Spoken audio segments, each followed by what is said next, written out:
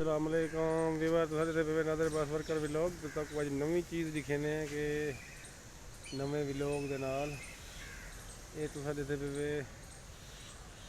ते आओ तक हुण दिखेने जेह्ड़ी चीज़ ये सिसार असां सिसार से लेने अपनी ज़बान कोई आदन मगरमच्छ ये बहुत हैवी मगरमच्छ सुनते बड़े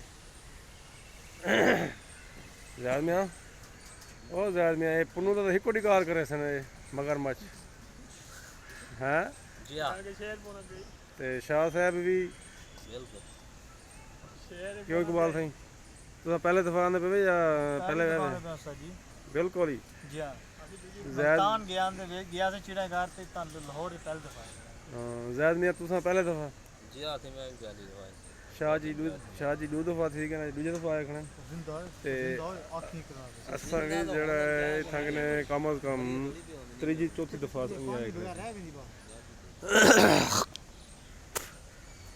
बाकी तुसा देते पे हुण अगली तक जोल करी खेने अगली जगह इकबाल सिंह क्या पे आवे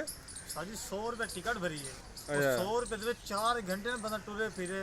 अंदर हाले सब 20 मिनट तेरे अंदर आया रे ना तुसा ये दसो ना भी तुसा मिनट दा हिसाब किवें घिनसो सा उही हिसाब नाल असां थे करे रहूं 100 रुपए को तो अब 1 रुपए दे 3 मिनट टाइम चाहिए इवें होना चाहिए आदमी बिल्कुल सही में होना चाहिए क्यों शाह जी इवें होना चाहिए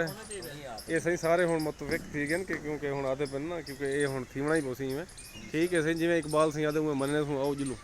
और सही चिड़िया घर का खूबसूरत नज़ारा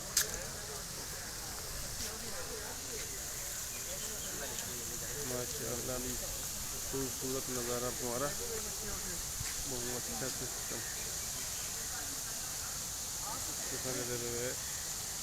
नादिर अब्बास वर्कर व्लॉग